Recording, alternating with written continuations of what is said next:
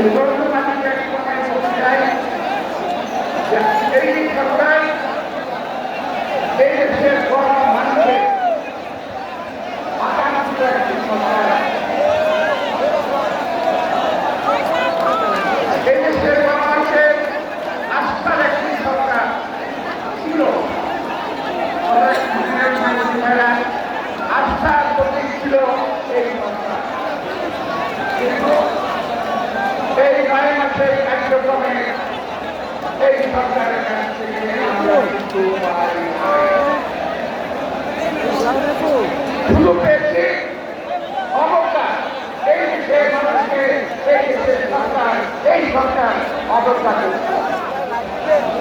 খেয়াল করে দেখবেন এই সরকারের মধ্যে যারা আছে, আমি বলি এই সরকার একটি ঔপনিবেশিক সরকার।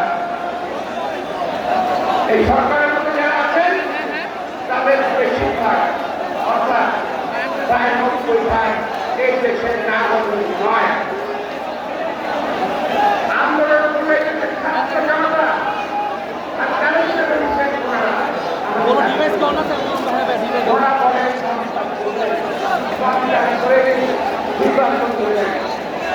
এই 9 মাসেরা পারেন নাই, 9 বছরও পারবেন না, 90 বছরও পারবেন না। সুতরাং এই দেশের জনগণের কাছে সমাজে আপনারা ব্যবস্থা নেবেন, কি ব্যবস্থা নেবেন আমরা ভালো বলতে পারি। আজকে আমরা এই সরকারের কাছ থেকে